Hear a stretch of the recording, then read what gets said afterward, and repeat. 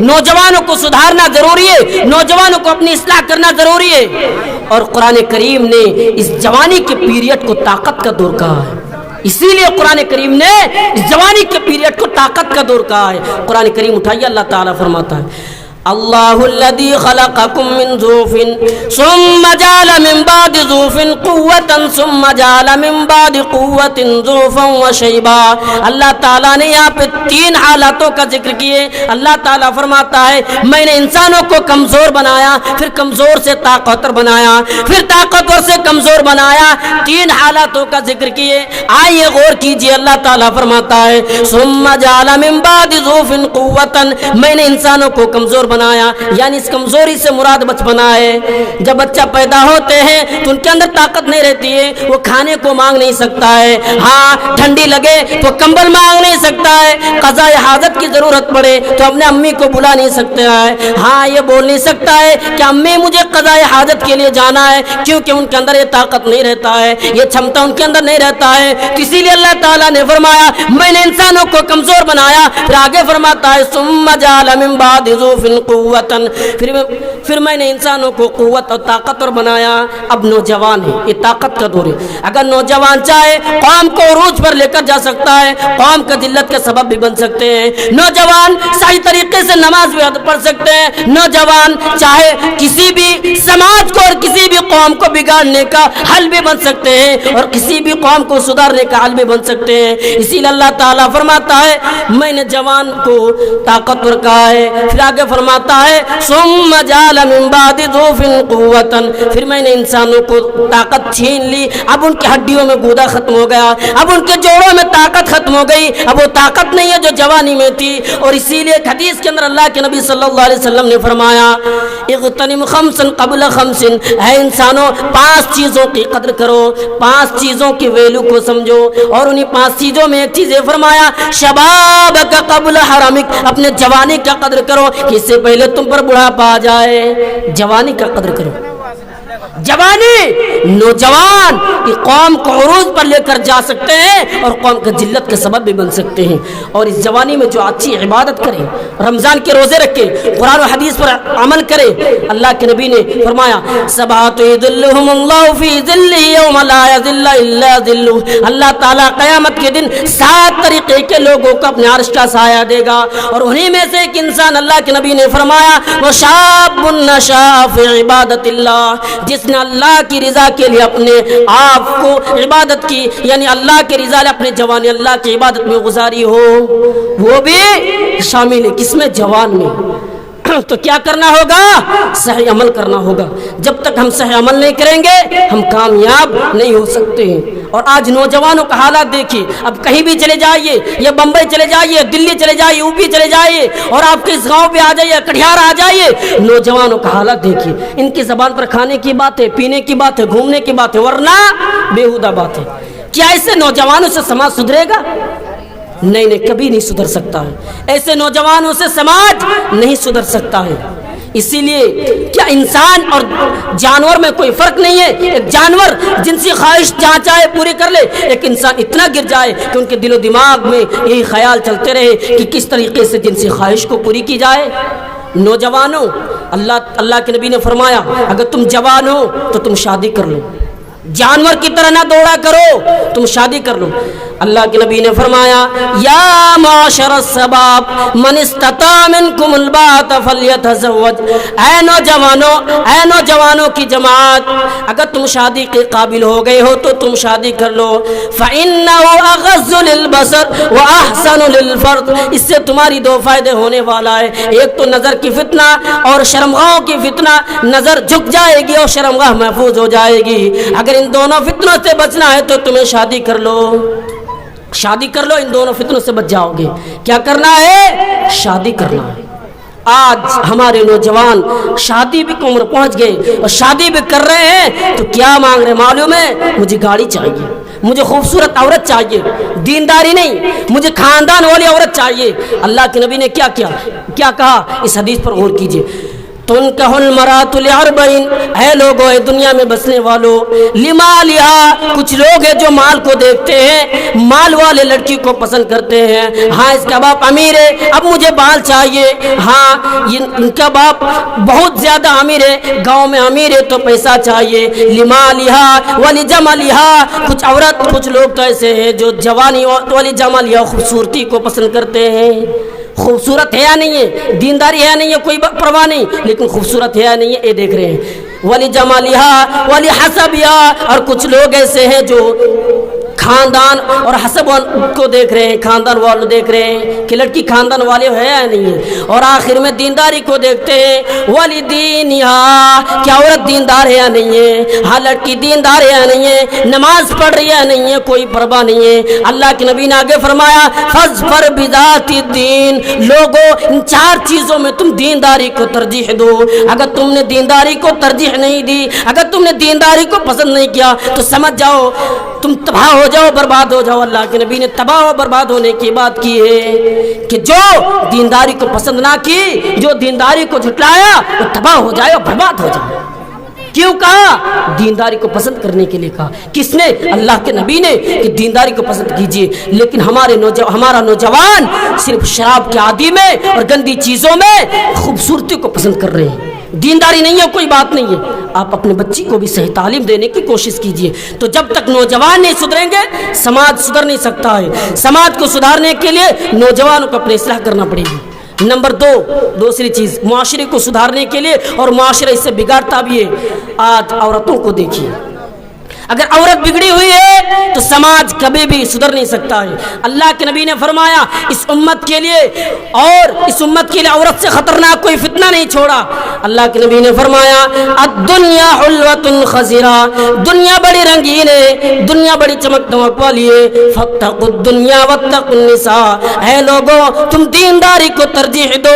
हाँ अगर फत्तकुद्दुनिया वत्तकुन्निसा, हाँ एक तरफ दुनिया है और एक तरफ औरत है। अगर मुआशरे को सुधारने का हाल, अगर औरत बिगड़ गई, यानी दुनिया के तमाम फितनों को एक तरफ रखा और औरत के फितनों को एक तरफ रखकर कहा अगर दुनिया औरत बिगड़ गई तो आधी समाज, आधी सोसाइटी ऐसे ही बिगड़ गई।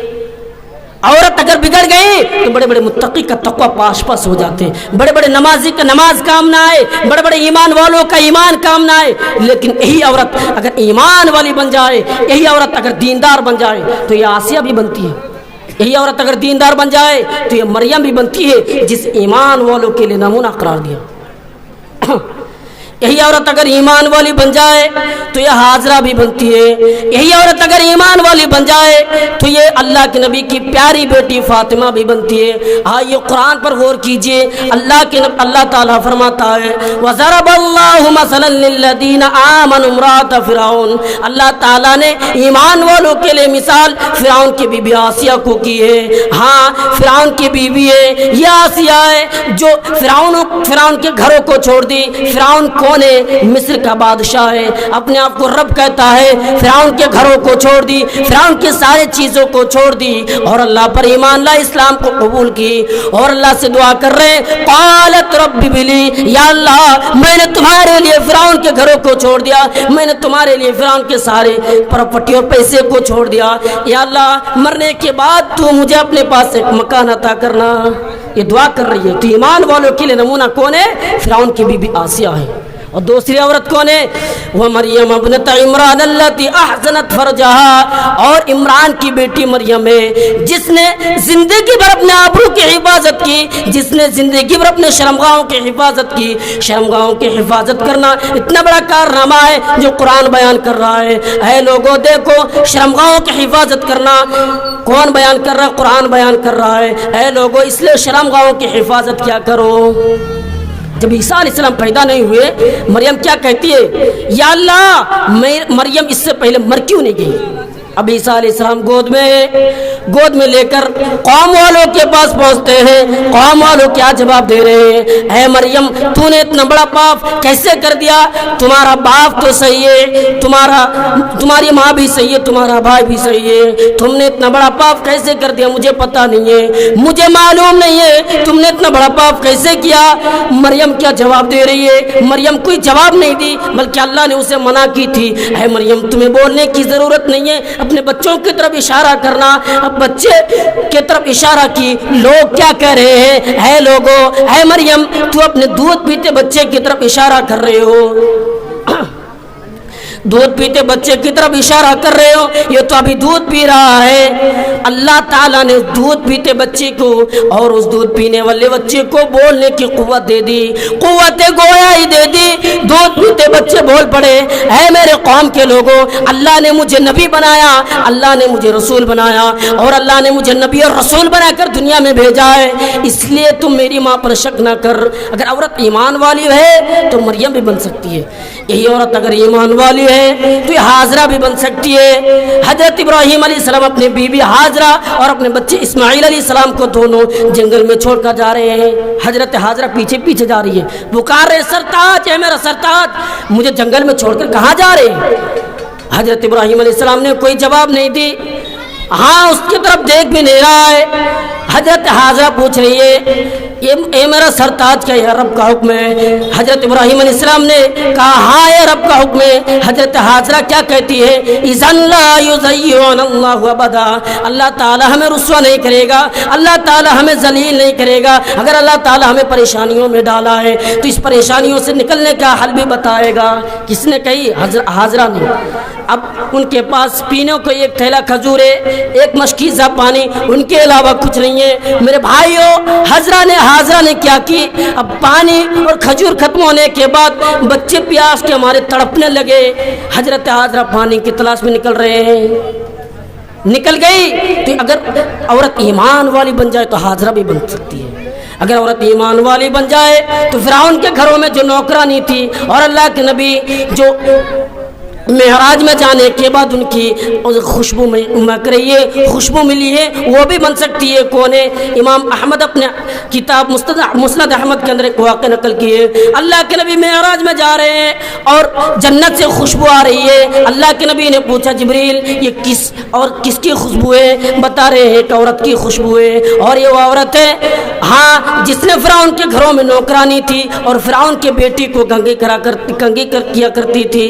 اتفاق سے ایک دن کی بات ہے, وہ خوشبو یعنی وہ عورت خوشبو نظر اس لیے آ رہی ہے, وہ عورت ایک دن فرعون کی بیٹی کو کنگھی کر رہی تھی, ہاتھوں سے کنگھی گری اور زمین پر گر گئی. اب ان کی زبان سے اللہ اکبر بسم اللہ نکل گئی. فرعون کی بیٹی کہہ رہی ہے تو کس کی نام لے رہی ہو؟ وہ کہا اللہ کا, جو تمہارا بھی رب ہے, میرا بھی رب ہے, اور تمہارا باپ کا بھی رب ہے. کہ یہ بات میں اپنے باپ کو بتا دوں؟ کہاں بتا سکتے ہو, مجھے ڈر نہیں ہے, مجھے خوف نہیں ہے. کس نے کہا؟ وہ عورت کہہ رہی ہے. ایمان دیکھیے, ایمان والوں کے لیے نمونہ آسیہ کو اس لیے نہیں کیا. کیا کہہ رہی ہے؟ تم بتا سکتے ہو, مجھے ڈر نہیں ہے, مجھے خوف نہیں ہے. بس کیا کی, باپ کو بتا دی. اب فرعون نے بلایا, عورت ادھر آؤ. جب ادھر آئی کہنے لگا میں تمہیں آج مار دوں گا, میں تمہیں ختم کر دوں گا, ورنہ کیا کروں گا اس کے بدلے میں؟ تمہیں کیا کرنا پڑے گا؟ تم چھوڑ دو, مجھے رب مانو, میں تمہیں سویکار کر لوں گا, کھانے پینے کی تمام چیزیں دوں گا, لیکن تم اس رب کو چھوڑ دو. وہ عورت کیا کہہ رہی؟ نہیں, میں دین کو نہیں چھوڑ سکتا ہوں, اس کے لیے جان بھی چلی جائے میں منظور ہے, لیکن دین کو نہیں چھوڑ سکتا ہوں. اب فرعون دھمکا رہے کہ میں تمہیں آگ میں ڈال دوں گا. کہا لوگوں آگ تیار کرو, آگ تیار کرنے کا حکم دی. اب ایک ایک کر کے سارے ان کے بچے کو ڈالا گیا. اب کیا ہوا میرے بھائیوں, سارے بچے کو ڈالنے کے بعد اب ان کے گود میں دودھ پیتا بچہ بچے, اور وہ بچی کیا کہہ رہی ہے؟ کود جا. اب وہ ہچکچانے لگی, ڈر رہی ہے کہ میں مارا جاؤں. اب تک تو سارے بچے جل گئے, لیکن دودھ پیتے بچے ہیں, وہ ڈر رہے ہیں. کیا حکم بچے, اللہ تعالیٰ نے دودھ منہ بچے کو قوت گویائی دے دی. بول پڑی, ماں کود جا, تو ڈر نہیں, دنیا کی آگ آسان ہے, اور مرنے کے بعد جو آگ ملے گی وہ خطرناک ہے, اس لیے تو ڈرو نہیں, کود جا. بس کودنے کا حکم دی. وہ اپنے بچے کو ساتھ میں لے کر وہ عورت آگ میں کود گئی اور مارے گئی. تو ایمان والی بن جائے تو یہ فرعون کے گھروں میں نوکرانی جو کر رہی ہے ویسا بھی بن سکتی ہے جو جنتی ہے۔ تو آئیے ایمان والوں، اور عورت اگر ایمان والی ہے تو اس دنیا کے لیے فتنہ نہیں ہے، اگر عورت ایمان والی نہیں ہے تو اس دنیا کے لیے فتنہ ہے۔ تو آئیے میں آپ کو تیسری چیز پر غور کیجئے جو معاشرہ اس لیے بھی بگڑے ہوئے ہیں کہ عورت بگڑی ہوئی ہے۔ نمبر 3، تیسری چیز معاشرہ کیوں بگڑا ہے؟ میرے بھائیوں، آج معاشرہ اس لیے بھی بگڑے ہوئے ہیں کہ آج ایک مسلمان دوسرے مسلمانوں کے اندر محبت نہیں ہے۔ جو نبی نے محبت پیدا کی تھی وہ محبت آج موجود نہیں ہے۔ آپ معاشرے کے اندر نظر ڈال کر دیکھیں، بھائی بھائی میں لڑائی، باپ بیٹے میں لڑائی، پڑوسی پڑوسی میں لڑائی، پڑوسی پڑوسی کو مار رہا ہے۔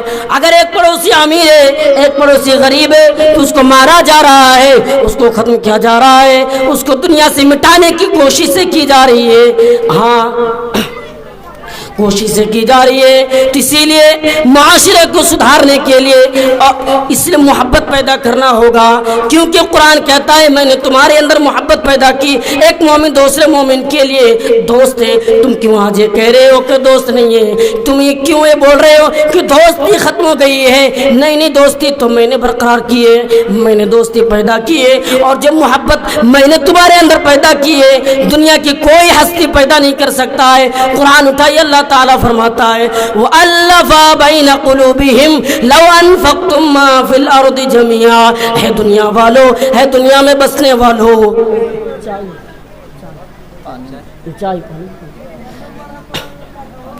ہے دنیا میں بسنے والوں، اگر تمہیں کچھ چاہیے، ہے دنیا میں بسنے والوں، اگر میں نے جو محبت پیدا کی ہے اگر تم وہ محبت پیدا کرنا چاہو گے تو دنیا کے تمام چیزیں خرچ کر ڈالو گے، لیکن وہ محبت پیدا نہیں ہو سکتا ہے، وہ محبت تم پیدا کبھی بھی نہیں کر سکتے ہو۔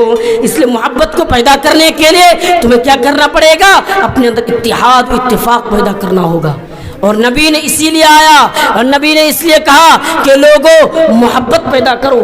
جب تک تم محبت نہیں پیدا کرو گے معاشرے کو سدھار نہیں سکتا ہے۔ میں سنا ہوں اسی علاقے میں دونوں چھوٹے بھائیوں نے مل کر بڑے بھائی کو مار ڈالا۔ کیوں؟ زمین کے ٹکڑے کو لے کر، اس لیے مار ڈالا زمین کے ٹکڑے کو لے کر۔ قرآن کہتا نہیں تم رہنے والے کسی اور جگہ کے ہو اور تم اس جگہ میں رہ رہے ہو۔ ہاں، اگر اس جگہ کے مسلمانوں کو مارا جائے اور کسی اور دیش کے مسلمانوں کو مارا جائے تو تم کچھ کر نہیں سکتے ہو، لیکن ایک درد تو ہوتا ہے کہ ارے مسلمانوں کو تو مارا گیا، کشمیر کے اندر مسلمانوں پر ظلم کیا جا رہا ہے، کون ہے؟ وہ تو مسلمان ہے، یہ ایک رشتہ ہے، وہ رشتہ کون ہے؟ قرآن کہتا ہے وَأَلَّفَ بَيْنَ قُلُوبِهِمْ، اے لوگوں میں نے تمہارے اندر ایک محبت پیدا کر دیے۔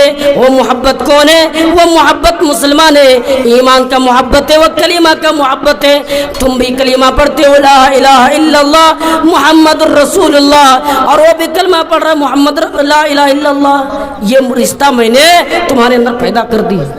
جب تک تم یہ چیز پیدا نہیں کرو گے، محبت نہیں لاؤ گے تو معاشرے کو سدھار نہیں سکتا ہے۔ اللہ کے نبی ایک مجلس میں بیٹھے ہوئے، چند صحابہ اکرام بھی بیٹھے ہوئے ہیں، اور ایک شخص آگے سے گزر رہا ہے، حضرت انس کا بیان ہے، گزر رہا ہے، وہ کھڑے ہو گئے اور کہنے لگے اللہ کے نبی یہ جو آدمی جا رہا ہے میں اس سے محبت کرتا ہوں، میں اس سے پیار کرتا ہوں اور بہت زیادہ پیار کرتا ہوں، کم نہیں بہت زیادہ۔ اللہ کے نبی نے فرمایا کیا تم نے اسے کبھی بتایا؟ کیا تم نے اسے کبھی بولا؟ وہ آدمی کہہ رہا نہیں میں نے کبھی نہیں بتایا۔ اللہ کے نبی نے فرمایا جاؤ ان سے بول دو، اگر تم اسے بول دو گے، اگر تم ان سے کہہ دو گے کہ میں تم سے محبت کرتا ہوں، میں تم سے پیار کرتا ہوں، تو اللہ کے نبی نے فرمایا اس محبت میں اور اضافہ ہو جائے گا، اس محبت میں اور بڑھوتری ہو جائے گا، اس محبت میں نقصان ہونے والا نہیں ہے۔